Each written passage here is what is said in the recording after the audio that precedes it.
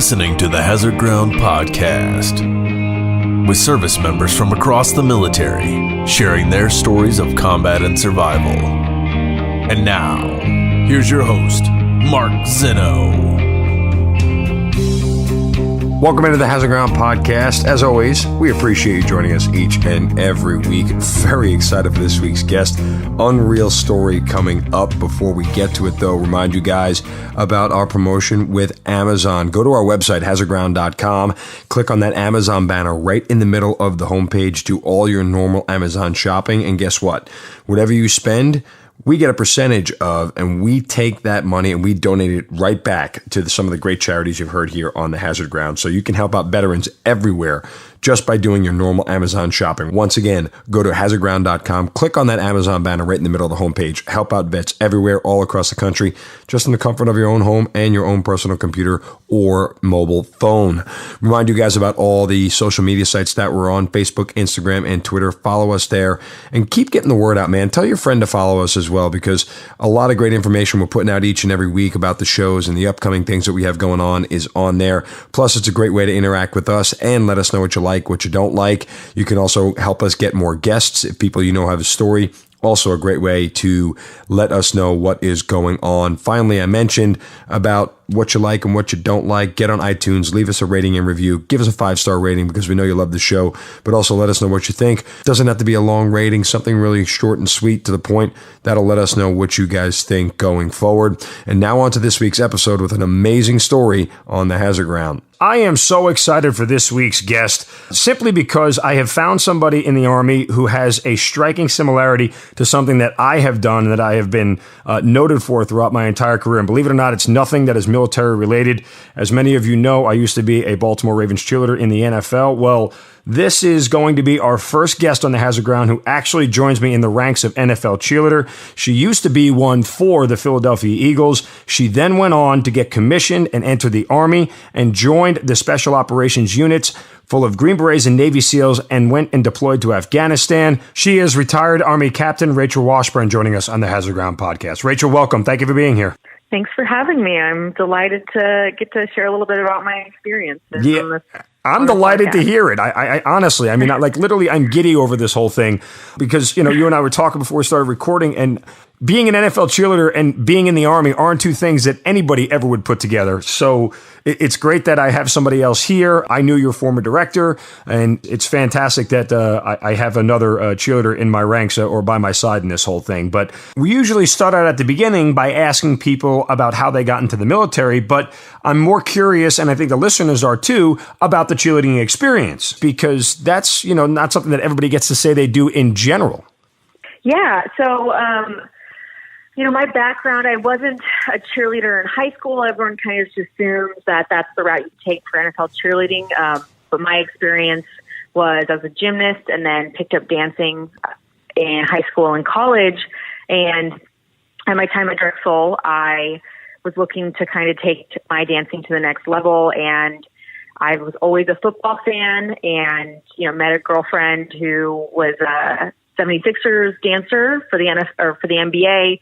And I just thought, I was like, okay, it doesn't get a bigger stage, it doesn't get more Americana than the NFL. Like, I might as well go big or go home. And went to the open call auditions for the Philadelphia Eagles, was one of hundreds of talented, beautiful women, kind of totally in over my head, but went in blindly and just with a lot of excitement and enthusiasm. And I was fortunate enough to be one of the 38 women to ultimately make the team right as a freshman in college. So a unique experience at that young age while still being a student and ROTC cadet at the time.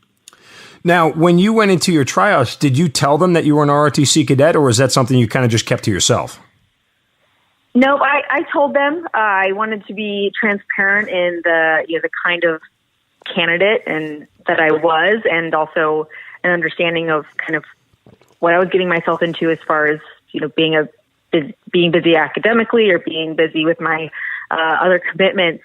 And I think they appreciate it because, as you know, the women who go out for this high level of kind of entertainment and athleticism, they're a varied bunch. Yeah, we have like this thing in common where we love performing and we're great dancers, but they're highly intelligent, highly diverse in their backgrounds, and in their interests. And, I just was added to the mix of being, here's this interesting woman who is a part of this dynamic and colorful organization. When you were going through the Eagles and being on that team, did you ever have like conflicts with ROTC and other things that said, I can't show up to a game or I can't do anything, I have to do, an FTX or anything like that? I did. So it certainly was a challenge, balancing my commitments. My junior, so for 2 summers, so I went to airborne school between my sophomore and junior year, which is a month long, right in the middle of preseason as the team is really becoming a team. So I had to be away for that for a month. And then going into my senior year, I had air assault school as well as my senior leader verifying course, more or less the thing that tells me if I'm equipped to be an officer in the military. So was gone for 8 weeks at that time, missed a huge chunk of the training before the season began in a couple games. But the organization was more than supportive, was more than willing to adapt and be flexible with me to let me fulfill my commitments and still feel like a real member of the team and the organization. Now, that's funny because, not funny, but I mean, I went through the same thing. So I was, commissioned by the time I had started cheering for the Baltimore Ravens.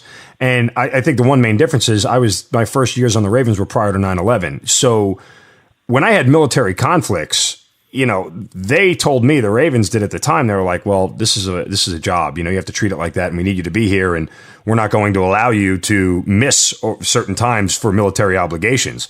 So I had to choose at some point in time. And, I had a lot of consternation going back and forth. And that's not disparaging, the Ravens for doing so. I just think it was a different time and a different culture. You obviously were post 9/11 and the world was a little bit more sensitive to it. But it's great that they did support you. Now, what did your teammates say? Were any of the girls looking at you like sideways going, what the hell is wrong with her? I certainly never felt that way. I don't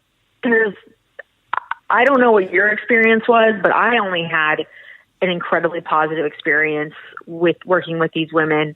A lot of mentorship, a lot of support. I think, maybe that the culture of the country informs some of it. Sure. I think that while it was a challenge and, I had a steep learning curve when I returned from my training, I think the women saw it as, okay, it's unfortunate that Rachel didn't get to be part of the last 6 to 8 weeks. We, really, bonded and became a team and became a really organized group of dancers, but they felt a responsibility to help me get back up to speed. And, that endeared me to the team in a way that was special and different. If I, of course I would have liked to have been there the whole time, but they all kind of rose to the occasion to help support a teammate at the end of the day. All right, let me rephrase. Not that they looked at you sideways. Did you get any questions? Were they curious about what it was like and why you did it and everything else? I mean, just as a normal person would want to know, did they question you a lot about it? Definitely. In the same way that when I entered the military, people were curious about what it was like to be an NFL cheerleader there. And granted, I was a cadet, so my experience was super limited and pretty naive. But I was the military representative for the team. I was the closest thing to it, and I came from a military family too, so it's just kind of ingrained in my background and my culture. And so they had lots of questions, and I did too. I knew that at the end of my last season, I was about to commission and go into active duty and kind of leave this whole world behind. It wasn't about me being done cheering. It was, I had to choose to be done because I was about to, go off and join the active duty force. And I think that really kind of informed how I navigated that, especially the last, 2 years of my team time, because I just knew that I was kind of already beginning to represent something bigger than myself, that, to some of these women, it might be the closest interaction that they would have with a soldier. And I took it seriously to share my experiences as much as I could, while being, so young in my experience in the military. When you look back on your time with the Eagles, as somebody who was going through ROTC at the time and the training and even the cultural environment, when you put all that together in a mixing bowl, talk about the emotions of what you felt out on the field. Was there any sense of patriotism during the national anthem? Was there any sense of you kind of knew that your calling was somewhere else? By my third year, I could feel myself kind of readying myself for the real world and putting on a totally different uniform. When I graduated high school and was going to college and signing my cadet contract, my idea of patriotism was very it was just very picturesque type of patriotism, right? And the NFL is part of that fabric of, we are like USA, national anthem, fear, parades, the whole lot. That was kind of how I felt about my patriotism, and getting to take part in something that is, so visible and people are really passionate about. I certainly took a lot of pride in that. My happy place is still my very first day stepping out onto that field on an August sunny day, and standing on the sidelines when the giant flag is unfurled across the field and hearing the national anthem and seeing those jets fly over. Like that, to this day, is just one of the happiest days of my life, is having that type of experience. But certainly my understanding of, how patriotism manifests, and I'm kind of hesitant to say it, but I'll speak for myself that my patriotism was a little bit shallow. It was kind of surface level. I feel great about America. And then as I, put my Army uniform on and actually had to test that patriotism, it was just a completely deeper understanding. And now at this point, now that I've served and I'm out of the military, I reflect on both of those experiences with a lot of gratitude.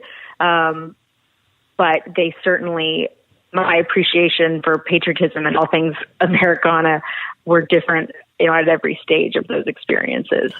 Yeah, I mean, you talk about the most memorable moment. The most memorable moment I had during my cheerleading days was two of them, and they kind of coincide. I mean, after 9/11 had happened, remember they postponed the NFL that week, and that very next week, we used to, as you well know, you run flags. There were guys who run, since we had guy cheerleaders, we ran the flags. And I was the only military member on the team at that point in time. And instead of running 4 Ravens flags, they said we were going to run an American flag out of the tunnel. And they asked me to run the flag out of the tunnel. And I'll never forget, the roar of the crowd in the NFL and what it does, how it sends chills up your spine, right? And so when that American flag popped out of that tunnel, I felt like I ran the fastest 100 yards of anybody alive at that point in time. And then I can remember being on the field, and I don't know if you remember this or not, but because you weren't on the field, you weren't cheering at the time, but they literally stopped the game when President Bush gave the address that they were going to invade Afghanistan. And I remember it being up on the big screen. And I just remember at that point in time, as I was hearing the president speak, I was literally almost brought to tears. And I kind of knew at that point, I felt like I was in the wrong spot, like if that makes any sense. I felt like the other uniform I was wearing, I needed to put on at that point in time. And I'm sure you can relate to that. But, you get that whole mix of emotions in that sort of, as you talked about, the Americana of football is all there, and it just kind of swells at certain points in time. So I was just curious about, what it was like for you, because there's so many emotions in a football game in general.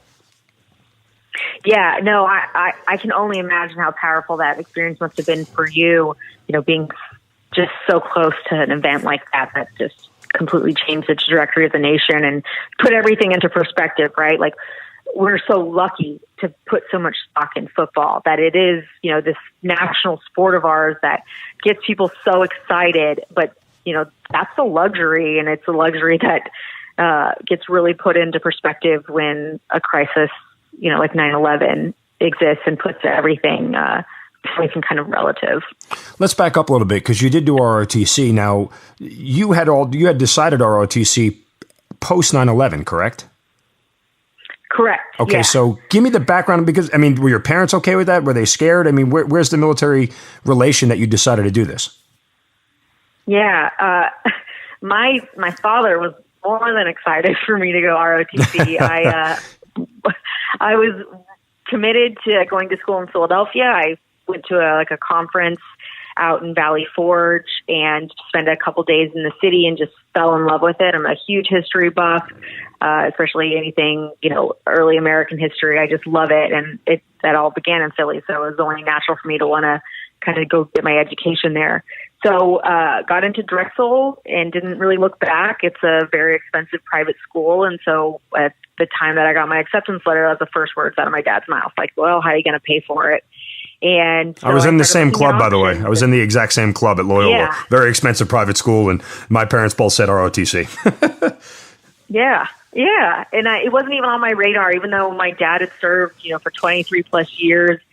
I wasn't thinking that, I want to go into the military. I had zero aversion to it, but just wasn't on my radar. And then I started looking into ROTC, and it's obviously a very generous program. And as a freshman going into college, your understanding of, at least my understanding of ROTC was, I get to be outside. I'm really good at push-ups. I like camping and all these, intense activities, but I hadn't made the full leap to, upon graduation, I'm going to be a commissioned officer with remarkable responsibility. As a 17-year-old kid graduating high school, I hadn't made that connection yet. I just thought it seemed like a fun activity that would help me get to the school and to the city of my choice. So that was, like a lot of people going into service, you go in for, it's a great profession that has a lot of, resources, and that I am no different. That was my initial motivating factor. So no objections from your mom? I mean, at this point in time, you had to know we were going to war when you were signing up for all this. Yeah. I mean, nobody said, maybe this isn't the best thing for our daughter. Certainly a little bit. I think if she was going to be enthusiastic about me joining any branch, it was going to be the Air Force. My dad was Army and Air Force, and she had, a great experience as a spouse while my dad was serving in the Air Force, and just saw how different the experience was for an airman, and just how different the Air Force treated its human capital. And I like the way you phrase that. As an Army guy, I appreciate the way you phrase that. I only Army people can get it. Yeah. But it's, that was what she communicated the most to me, was that if I was going to go into a branch, that she recommended the Air Force. But I always had my heart set on Army. I kind of wanted to, be on the ground, close to the action, and felt like, if I'm going to be part of the military, I want the most military, the stereotypical military experience. And to me, that was the Army. All right, let's kind of go back and forth here a little bit on the cheerleading versus the Army thing, and then we'll get deeper into your Army career. But more nerve-wracking, your first tryouts or jumping out of an airplane? First tryouts, because I was trained for 3 weeks before jumping out of an airplane. Better adrenaline rush, being on the field or, sliding down the rope from an air assault helicopter? Being on the field, I mean, I really do feel like the cheerleading experience helped prepare me in a lot of ways, because the stakes are high when you're performing in front of 70,000 fans.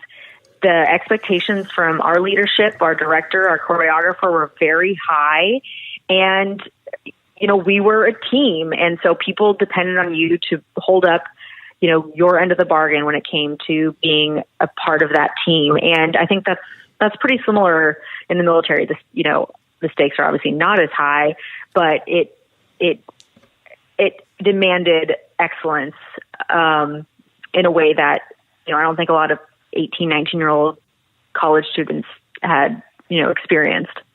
I'll ask this question knowing a lot of the audience won't understand why I'm asking it or the background for it, but more physically demanding, cheerleading or the military? Oh, the military. See, now the only thing is I would go the other way as a male. Yeah. It's a little bit different when you're a guy. Like cheerleading, it was physical exhaustion at the end of practice for me. I mean, it was, because we're throwing girls in the air, so it's a lot more tired. Running and doing push-ups and everything else was relatively easy compared to, a cheerleading practice. So that said, there are much physically more demanding experiences in the military at certain times, when you've been awake for 36 hours and, you're trying to stay alive and things of that nature. But, I'm just talking about the regular rigors of kind of going through physical training from the Army versus cheerleading. Yeah, no, that certainly is a good point. And I was certainly never expected to still present well, in the Army when I was, experiencing a physically demanding, a ruck march or whatever. I was allowed to look like I just went through a ruck march. But when you're, 6 hours into a game in the middle of winter and, or, 100-degree August day and you still have to present well, that's an added element that I never had to deal with in the military. All right. You commissioned. Now, you went to what was called a cultural support team. These were, for those who are non-military listening, the military invented these things, for lack of a better term, to help work with the Muslim populace in both Iraq and Afghanistan as females were needed, because in the Muslim culture, males don't talk to females. Yes, that sounds very ass backwards to Americans, but that just is the way it is. And other females relate to other females better. So there was this need, if we were going to embed with indigenous forces, that there was a female there to work with other females. So they created these cultural support teams, and they actually recruited for women to do this. Did you know about this ahead of time? Is that specifically what you were going for, or did it come across you as you kind of went through the natural course of your military career? Okay, so with cultural support team, I found out about it when I was in my first training program, when I first joined active duty, and I saw a poster in a bathroom advertising this new pilot program to attach women to special operations units. The capability at large was sort of on my radar in my senior year. New York Times published an article about the Lioness program in the Marine Corps, and at that moment, it just totally crystallized for me, this is what I want to do in the military. The whole time I was in ROTC, I just kind of felt like I was going to be an infantry officer, even though cerebrally, and logically knowing that wasn't possible. I just knew what sort of mission I wanted to be a part of, and I was committed to trying to figure out a way to access that mission. I just didn't realize that there was actually going to be an opportunity for me. So when I went to my military intelligence basic officer course, and this posters in the bathroom completely describing everything I wanted out of my time in the military, classmate and I just ripped it right down and applied right away and went to selection upon graduating our military intelligence basic course. So, and there was no resistance from anybody who told you, you don't want to do this, or this isn't for you kind of deal? They were all gung-ho for it? Definitely not. Okay. As an officer, it's it's so regimented in your career path, and you have to hit these certain metrics to be viable and competitive. And I understand why it has to be that way, but so the challenges that I got were, you're going to leave your designated career path for a year for a program that, first off, is not institutionalized. We don't even know how to view it on your OER if it's actually contributing to the, you becoming a viable officer in the Army.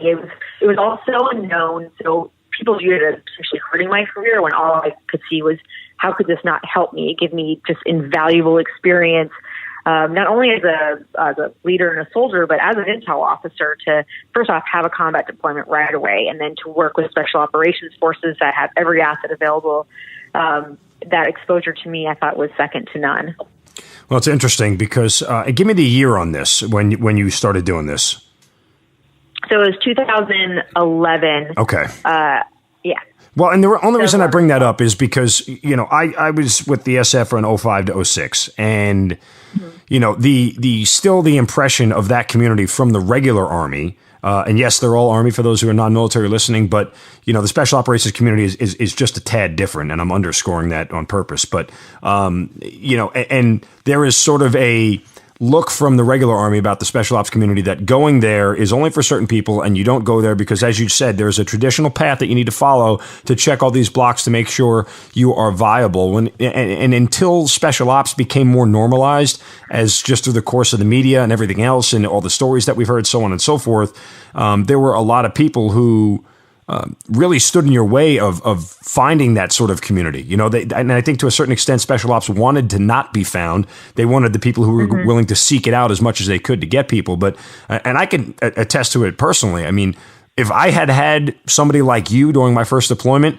as we did foreign internal defense, it would have been an invaluable tool. Like, we were desperate for that during, 05, 06, 07, especially during the surge, to have somebody who did that. And so when it finally came around, a lot of us were going, oh, it's about time. Like, we could have used this 4 years ago. Yeah. But I'm glad you got to do it. I mean, was there anybody who kind of helped you along the way? Because that's usually what happens. You get somebody who's like, no, I'm going to sign off on this for you. I'm going to get somebody to sign off on this for you. Did you need somebody like that, or was just you constantly pushing and finally they relented? Well, I have to give a shout out to my battle sister that helped get me on the right path. So the girl that I had mentioned that we saw the poster in the bathroom, she was in my course with me, and she was the same mindset. We weren't loving military intelligence because it's like 90% sit behind a desk and do a PowerPoint. We're like, this wasn't what we were expecting. And so we were both incredibly eager to, go pursue something else. And we were both signing in to 3rd Infantry Division as brand new second lieutenant. And she's the most tenacious person I've ever met. And so, no one knew us. That was one of the benefits of our situation of being brand new to a unit. I think both of our units were deployed, so we're going to be on a rear detachment anyway. So people were kind of ready to be like, okay, whoever random lieutenant you are, like, I'll see you in a year. I don't think it would have pushed as hard to let people see that as the option if it hadn't been for her, really advocating for us to be able to go to selection in the first place. Because, once we really getting to selection was the hurdle that we had to cross. And then once we got ourselves to selection, it was up to us. Tell me about selection. I know what regular SF assessment and selection is. As much as you can talk about it, what is the assessment entail for the females trying to do these CST teams? Yeah, they definitely take a page out of the Special Ops SF assessment and selection. It was 10 days and designed to be really ambiguous, physically, emotionally, and mentally demanding. So lots of rucking, lots of team exercises, and problem solving. Everything, unknown time, unknown distance, and it was all at Fort McCall or Camp McCall and at Fort Bragg. And I think the coolest thing about it is, all these women, we all had this shared mindset that we were in pursuit of a certain type of mission and to have a certain type of impact. And that was all out of reach for us our entire careers. At this time, there was still a combat ban in place, yet we all had this shared ambition.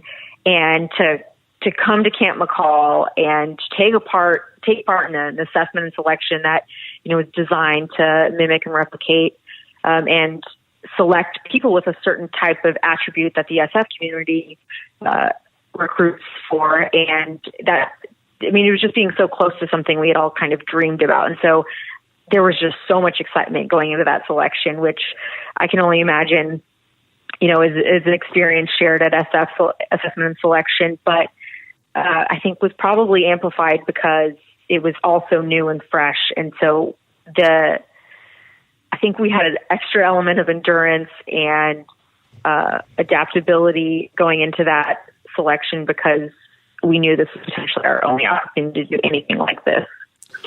The SF assessment and selection attrition rate for males is very high. Was it for you guys as well, or how many people made it through? Can you give me the numbers? Yeah, I certainly don't remember the specific numbers. The attrition level, I remember being comparable. If we had 250 girls that went to selection, by the time we got to our class and went into training, we had 45 or 50. So it was pretty significant. And then we ended up deploying with, I think, 40. So how soon after you get through assessment and selection and you go to, for lack of a better term, the Q course, the qualifying course or the training, how quickly do you get to a deployment? So we were the first group of girls to go through the entire formalized pipeline. There was a CST-1 class who they pulled a lot of girls from civil affairs and PsyOps and deployed them to kind of test the capability. And then we were the first that were recruited military-wide, attended an assessment selection, and then a formalized pipeline. That's pretty cool. So it was cool, but it meant there was still a lot of kinks to work out. And our pipeline was pretty expedited, and our training hadn't been the kinks just hadn't been all worked out. But, Sure. Still great training and great exposure, but it from selection to deployment was 4.5 months. And then there were, women who came from all the branches, all different types of exposure to, necessary combat skills, right to being deployed with Rangers, Navy SEALs, SF, and, going on nightly raids and patrols. So it was a quick turnaround. When your mother, who was opining for you to go to the Air Force, found out you were doing this, what did she say?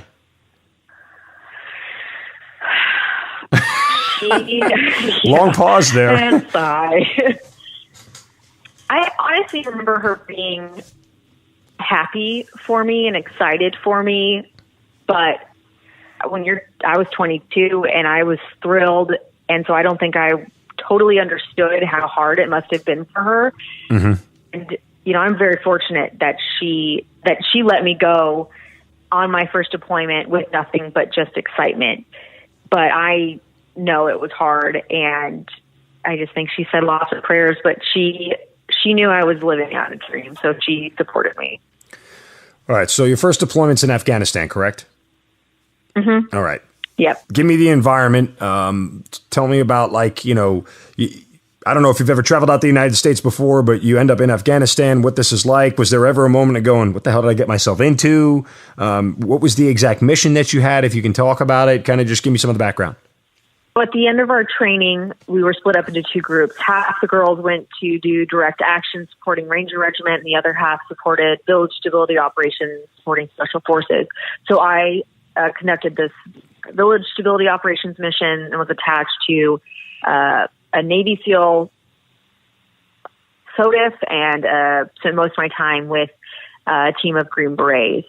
So the purpose of our mission was to live in a rural Afghan village, embed with this ODA, and help engage the entire population. So village stability operations was designed to connect these rural communities to the central government, and it was also designed to help communities secure themselves. So part of our mission was recruiting for something called the Afghan Local Police Program. And how do you recruit if you don't engage families, mothers? So part of our job was to connect with the women of the village for that purpose. But at a more macro level, how can you understand your operating environment if you're only engaging half the population? How can you gather the most relevant intelligence and information if you're not accessing half the population? So that's where we came in. So we built relationships and to really fill out the operating picture.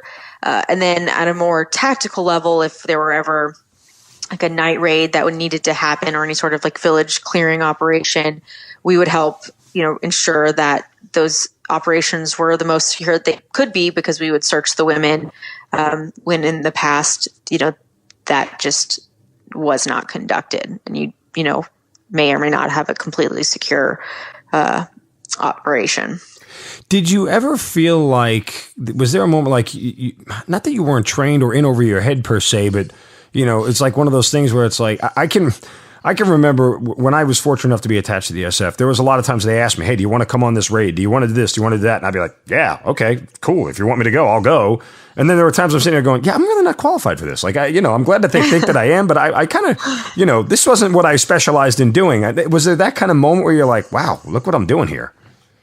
Absolutely. Absolutely. I think a lot of the girls felt that way. We got good training. We were competent women. we could trust our training.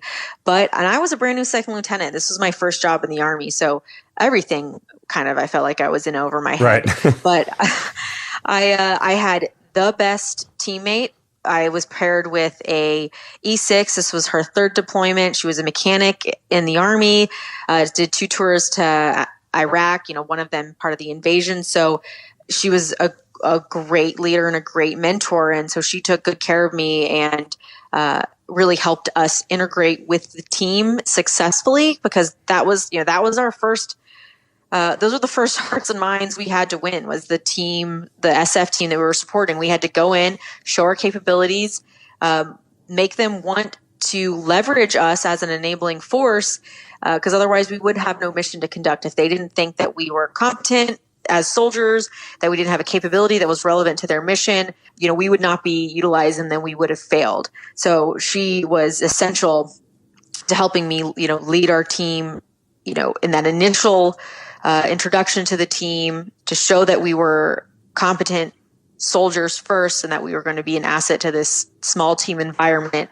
And we're fortunate enough to work with an ODA that understood our capabilities and wanted to leverage us, and then brought us into the fold and made sure that we were trained up to a level that they were comfortable bringing out of some patrols. So, day one, we were out in the range, and they were, doing rehearsals and, everything that a team needs to do to be successful out in the battlefield. It's amazing you bring that up, because I tell that to a lot of people. Again, I was very fortunate to be attached to the SF during my deployment, but my whole thing was, much like you were just alluding to, I was more concerned about letting them down than I was about necessarily failing at any given job. And the only way I knew, because it's not like in the SF community, everything is linear in the aspect of the mission needs to get done, right? And anything else that gets in the way of that is a distraction or it takes away from it. And they're not going to sit there. No one in the SF community sits there and corrects what you're doing. They don't have the time to do that. They expect a certain level of performance and training to be had. And so if you don't have it, they just kind of go around you. Politely or impolitely, they just kind of work around you and get the mission done. And I tell people all the time, the only way I knew that I was doing good is that they kept giving me more work. Because they wouldn't have given me more work if they didn't feel like I was competent enough to do it. And in that, every day when I showed up, I felt like there was this kind of, specter hanging over my head of like, don't mess this up, because there's a lot of people counting on you. And I think that is one of the true gems of the SF community, is that there is such a desire to make sure you let nobody down around you. And I think that's how everybody ultimately thrives and survives at a higher level. Yeah, I couldn't agree more. And it's necessary when you have 12 people having that type of impact. I mean, they're a strategic capability. Their impact is, has cascading effects, and it's 12 people doing that. And so, and 12 people doing the job of like 50 that the regular Army does, right? I mean, they're literally doing triple the amount of work. Yeah, it's remarkable. So, I mean, that's awesome to hear that, immediately they accepted you. Was that a good feeling? Like, did anybody ever say anything from the SF to you that, hey, Rach, good job? Or was it just one of those things where it was silent and you just kept going forward? We got a little bit of feedback. Our first, tick that we had gotten into, it was, I think, a real validator for them. They wanted to see, all right, well, these girls have, met the standard thus far, but let's see when, we get into some sort of when bullets activity. Are flying. Yeah. And, we responded like any good soldier should. And so we got like a little feedback, like, glad to see that happened, just as anyone would, just no major pat on the back, just a little like, all right, we're going out again tomorrow kind of thing. And, we knew that was a hurdle we had to climb, because they're being the first group of women to kind of do this. Of course, that's on everyone's mind. It's maybe an unnecessary question or concern. The only concern would be like, here are these 2 outside people joining a close-knit team environment. We need to make sure that they're going to integrate in the team. I would like to think our gender wasn't a part of it, but of course, that was always the overtone of our entire time at the as part of that organization. Yeah, but it's I mean, I'm thinking back, and as much as it is, and you bring up an excellent point that it's hard to ignore the fact that there were 2 females there because they're just not in that environment.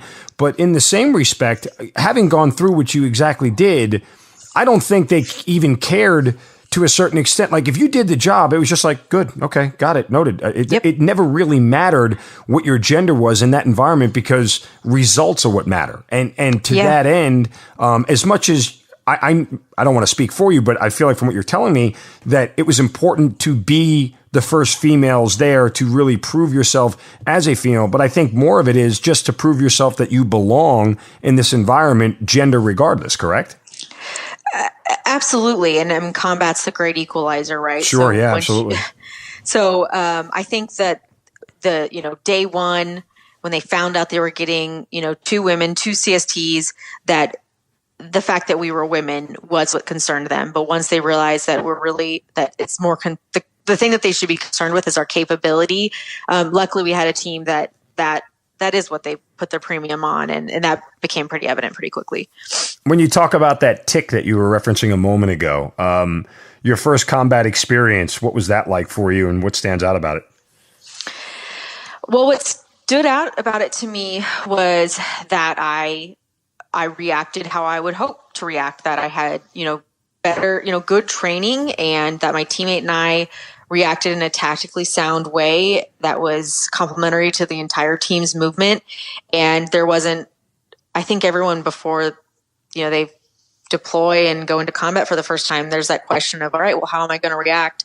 And I think we were both pleased that, we reacted in a way that was constructive and just exactly as we should, right? That we trusted our training and there wasn't really a second thought about it. You just kind of go into, you just react exactly how you've been trained to. Any fear? The whole deployment, you're hyper aware, right? Right. I didn't feel a ton of fear. I felt like I was in great hands with who, we were attached to and the capabilities that we were armed with. I was pretty much just excited my entire first deployment. Interesting. Again, I asked the question and I don't want to make it seem like off-putting, but, there were times where I was afraid, like I didn't really want to let on, but the natural, as you talk about that heightened sense of awareness of what's going on around you, your heart starts racing a little more and, your eyes are kind of like bugging out of your head because you're trying to keep your head on a swivel the whole time. That's more of what I was alluding to necessarily than, oh my God, I was afraid and paralyzed. Right. Well, then I think that's, you've kind of captured it. I guess I certainly didn't, fear was not the way I would describe it. I was kind of just, high alert, high adrenaline for 8 months. And then when you come home and you kind of decompress, you can reevaluate what that feeling actually was. But I had so many different elements of what I was focused on, as a team leader to this new organization. I just feel like there was layers and layers of expectations and things I was, considering the entire time. But fear was not the first emotion that I registered. Do you remember the first time a bullet flew by your head? Because I do. I do. Yeah. I'll be completely frank that like the handful of ticks we got in were, we were fortunate that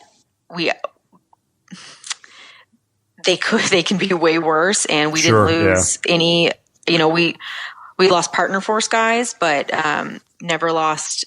I think my experience would have been different if, I had had a kind of deployment that some of my, teammates had where, they lost teammates, and, Rose and I didn't have that experience, and that certainly changes how I, reflect on my entire time as a CST. But it gave me a sense of confidence coming back from Afghanistan after that first deployment, and then becoming a team leader or a platoon leader, in the conventional army. I had combat experience that my peers hadn't, and it shaped me for sure. So you went on your second deployment not as a member of the CST, is that correct? Correct. So I went back to 3rd Infantry Division, was a military intelligence platoon leader, and it's had a more conventional experience my second time around. How boring. Before we get to the second, I just want to add, like, when you finished that deployment and you left and you knew you were leaving, what are the feelings that you were feeling as you completed that, and this goal that you had set out for, this dream that you wanted to pursue, kind of now almost, for lack of a better term, it's finished, right? You know, you're going to go do something different. Did anybody from, the SF and the special operations community say anything to you on the way out the door that stuck with you? And what was that feeling like leaving, going home, going, man, I did this. I got it. I did everything I set out to do. Yeah, well, I think the biggest compliment to my teammate and I was that the team that came after, the Special Forces team that came after us, requested, we worked with them for a couple weeks before we left country, and they requested to be backfilled with CSTs. So to me, that was the biggest compliment we could have gotten, that the team that we had only worked with for a couple weeks had the opportunity to say yes or no, do we want this capability at this at our compound, and they said yes because they saw the value in it. So I left feeling like we had accomplished our mission. I also left feeling that, I was going to figure out a way to get back and do this mission again. Like, surely, the mission, the capability is still needed. Surely they're going to want women to come back and do this again who have experience. And so I naively thought that I would have the opportunity to do it again. So I was definitely hopeful when I was leaving country that it wouldn't be the last time I got to have this type of opportunity. Unfortunately, the Army just didn't have the space and capacity to let that happen. So most of us all returned to our regular units, had these incredible experiences that no one totally understood. And then sometimes people were like, well, what did you do for the last year and a half? It's not, none of this is relevant to your branch. So it was a challenge for a lot of women returning from our deployment. I hear that that's such an asinine thing for someone to say to you. It's not relevant. It doesn't have to be relevant to your branch. It has to be relevant to you being in the Army. I mean, operational experience is invaluable. It doesn't matter what your branch is. And that alludes, kind of goes to my next question, because I remember my second deployment was with the conventional Army, and I thought it sucked. Like, it was just such a vastly different experience. The tenor of everything, everyday life. I mean, for lack of a better term, deploying in the special operations realm is, where the adults come to play. And then in the conventional Army, and I don't mean to sound disparaging, but it's a lot more babysitting and micromanaging and rank structure and everything else. And it doesn't allow smart, free-thinking people to really excel in that environment. I wouldn't completely disagree. It was still very important for me to have that experience because there is something just amazing about how a 5,000 person brigade mobilizes and deploys for a year, right? Like, to see the power and the might and the capacity of the military, and that was remarkable. And I certainly did learn like a baseline of skills that I didn't if I would have stayed just in an enabling role in the special operations community. So I'm grateful for it, but was it as fun? No. Did I miss going on patrols every day? Absolutely. I spent most of my time in a windowless room, in a skiff, just behind a computer again, exactly where I didn't want to be. But I felt like I was a platoon leader, so I had, 40 soldiers, and that's unbelievably rewarding in a way that, I didn't experience on my first deployment. And it certainly was an education. I just, on a personal level, I just really loved the CST mission and everything about it. My second deployment was stuck on division staff, so I was bored out of my skull for a year. Yeah. And again, and it's just the kinetic environment in the special operations community, just everything's go, go, go, go, go. And the days seem to drag on sometimes, as you're saying, as you're stuck behind a computer all day long. Yeah. Look, and listen, maybe I was a little unfair a moment ago. It's just different experiences. I mean, one's not necessarily better than the other. I mean, it can more fun, sure. You'll have better memories and more operational information that you can download later on in your career that comes of value. But I think all these experiences, provide you with one, something useful one way or another. So I may have been a little bit harsh before and unfair, but you kind of had me feeling, like I was back on my first deployment, and I miss it.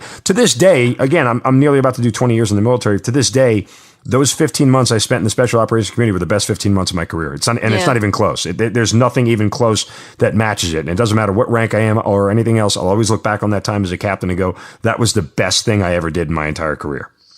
I know, and it's hard when you do it right off the bat too. Like, you were pretty young, and to have that type of experience, and then to be at such a high, and then try to match it. I totally relate to that feeling. Let me ask you, just in general, about being a small part of the 13% of the females in the military, or in the Army for that matter. It's been an uphill battle, to say the least, and women have dealt with a whole bunch of additional challenges that they shouldn't have had to deal with. Throughout your career, do you feel like, as a female, you were always supported in the military? Did you feel like, let me be frank about this, okay? Like, the bottom line here is that, there are women in the military who have dealt with some really bad things that don't uphold the Army values. Throughout your career, have you experienced any of that? I had a mostly very positive experience in the military. I don't know if you're alluding to the real awful, illegal, tragic things that yes. No, but it exists. It exists for men too, right? It's a cultural systemic problem of, acknowledging and respecting other human beings. But it is a challenge being a woman in the military. And even as I'm, sharing my story here, I'm incredibly aware of how I share my story, because I think the female soldier experience is almost always viewed conditionally. And I think a lot of female veterans, when they talk about their service, feel like it's being viewed through a different lens, because for so long we were not part of the combat narrative, the hero narrative about valor. Even though women have been serving on the front lines for the entirety of the global war on terror and frankly beyond, with honor, with valor, they don't get the same just benefit of the doubt that, first off, you're a veteran? Wow, I would never think you're a veteran. Oh, you deployed? Well, you probably just sat on a fob. Oh, you supported this. It's always a surprise. And so the challenges that, my teammates and I faced were often just kind of expectations and assumptions made about us and how our service was defined that people would project on us. And, we weren't kind of brought into the brotherhood that, our fellow teammates were. You were the first on one of the CST teams. We now have the first females to graduate Ranger School. The combat ban has been lifted.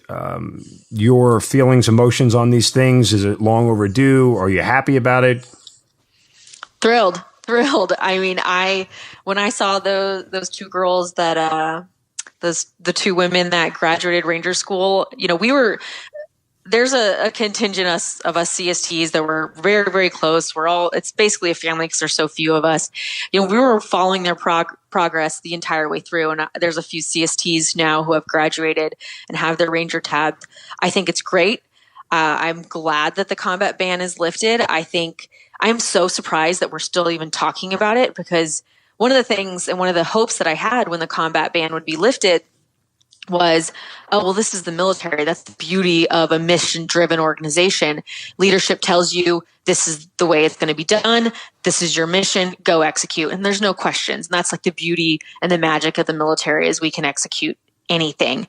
But with, female integration, it's like we're still having a conversation about should it be happening, yet it's been mandated for a few years now. So that just shows the cultural challenges that women, do face, because the standard has been set, the mandate has come down, and women are actively going out and pursuing opportunities under the same standards that any male soldier would have to go, and yet there's still their validity in those situations, and the validity of their possibility to even pursue opportunities is constantly in question. So as I am 100% supportive and excited that the doors have been opened and that women are given the opportunity to succeed and fail. And it just still baffles me that it's a question if that's right or wrong at this point. Yeah, I mean, I sigh because I get frustrated because, I've been part of this organization for 20 years.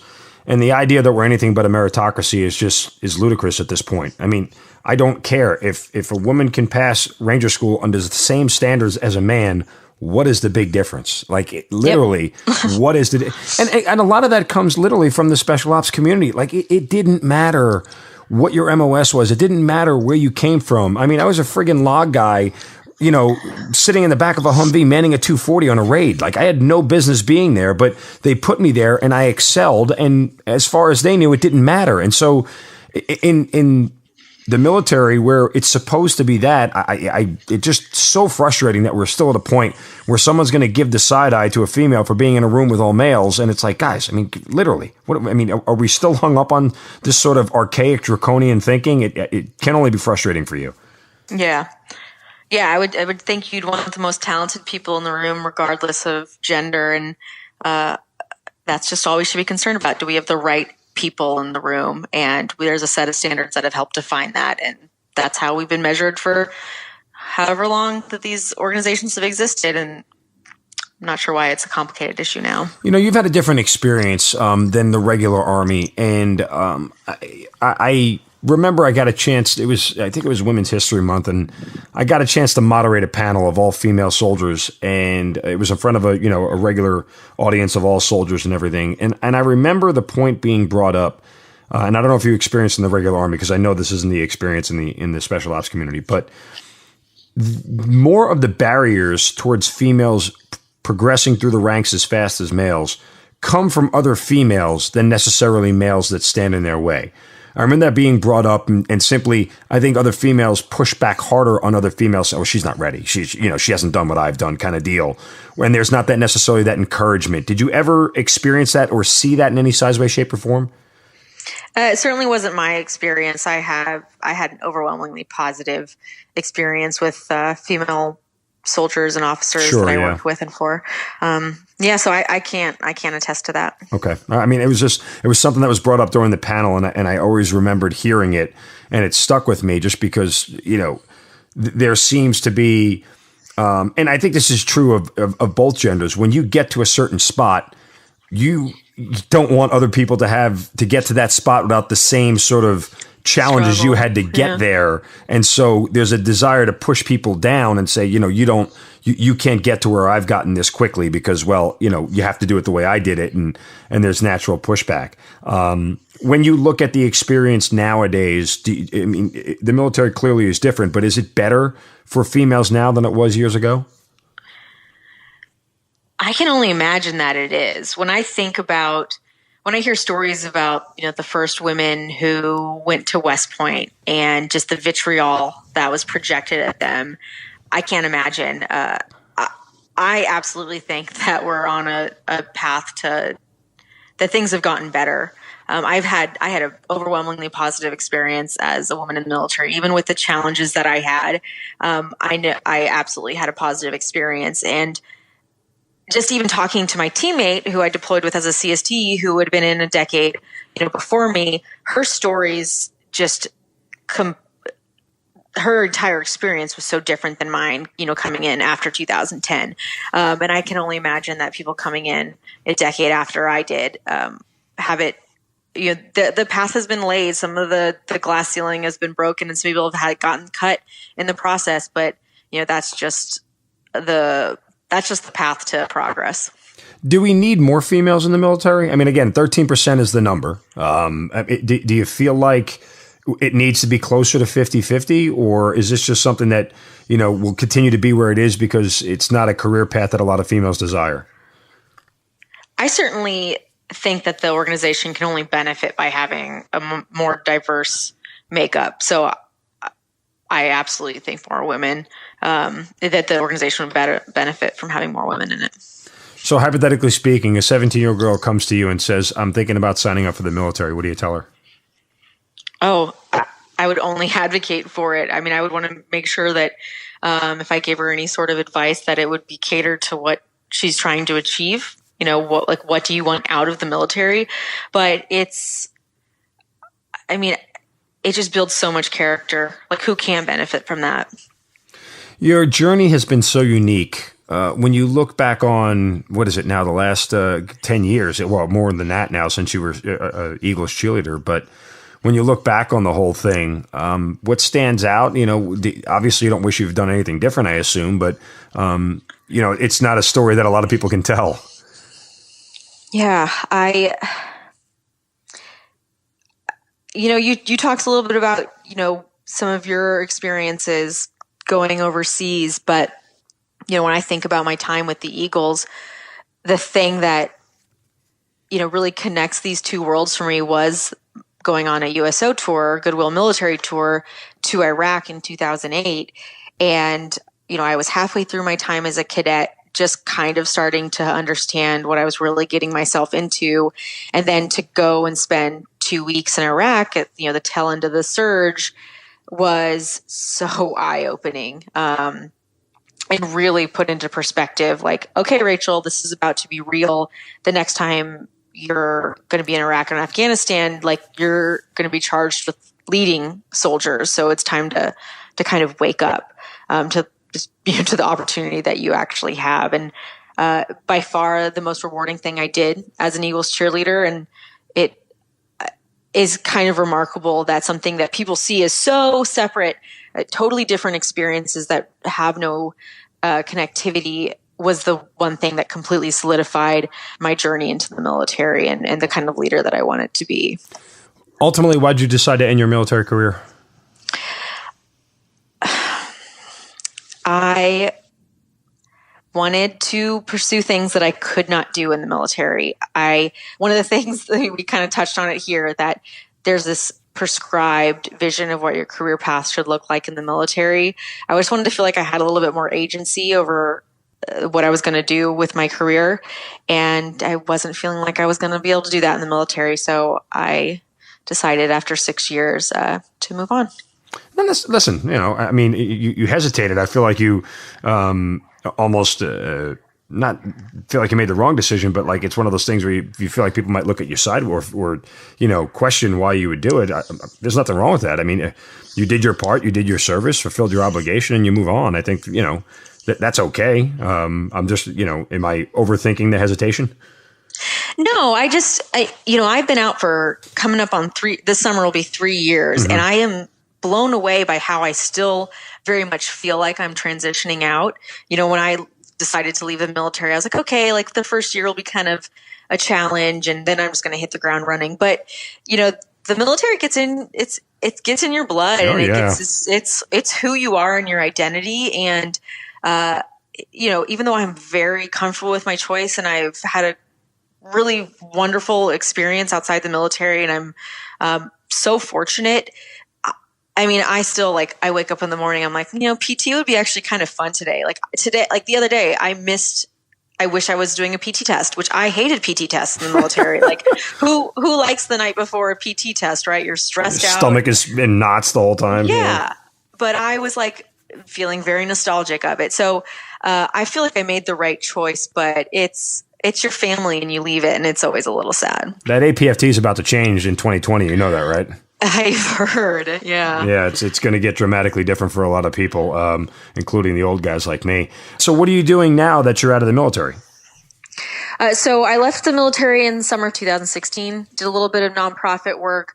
And in the last year and a half, I've been doing geopolitical advising at a veteran-owned investment bank. It's called Academy Securities, and they have a social mission to train, hire, and mentor post 9/11 veterans. So really unique in Wall Street, a really genuine, authentic firm that, takes their social mission seriously while providing, unique, investment banking coverage. That's awesome. So are you on the trading floor? I'm a coverage, a relationship manager for a bunch of different corporate accounts. So healthcare, consumer staples, and aerospace and defense. And then I do geopolitical research. So tying that into a macro strategy to how geopolitical events impact the markets. Let's play the hypothetical game. Tomorrow, I give you the option to put back on either the cheerleading uniform or the military uniform. Which one you choosing? are all the geopolitical situations exactly the same, or is there like a new enemy that we need to let's put you in a vacuum in a bubble. I'm giving you one choice to go to work tomorrow as a cheerleader or as an officer. Which one you picking? Cheerleader. I miss dancing. Yeah. You can still go back to that, Rach. You're still really young enough to do it. I mean, I've toyed with the idea. I really honestly have, just because I really miss dancing and performing. I don't know if it would be back at the NFL or if I would find some other outlet. There's a lot more professional dance teams out there now. I mean, and you've already got it on your resume that you did it once, so you'll get a little cachet with the director going forward. Look, Go for it. You got nothing to lose at this point. I appreciate the support. So, I mean, listen, I've enjoyed talking to you so much. This is incredible. I love your story. Again, not trying to take anything away from you. It's just great that I know somebody else who got to walk the same serendipitous footsteps as I did, so to speak, being a cheerleader and being in the military, because they're two things nobody would ever put in the same sentence. But, and your experience in the military is a unique one. Forget the cheerleading thing, just what you were able to do and accomplish. And I think that in and of itself sort of blazes a trail. And, it leaves a legacy. It's obviously something you have to be proud of. Well, I appreciate that. And I've really enjoyed our conversation too. And thanks for the opportunity to talk a little bit about my service. I'm Rachel Washburn. Thanks for being part of the Hazard Ground. Thank you. You've been listening to the Hazard Ground Podcast, hosted by Mark Zeno and produced by Matt Pasquarella. If you have an interesting story to tell and you'd like to be on the show, send us an email at hazardgroundpodcast@gmail.com. And if you like the show, don't forget to subscribe, rate, and review on iTunes. Thanks for listening. We'll see you next time.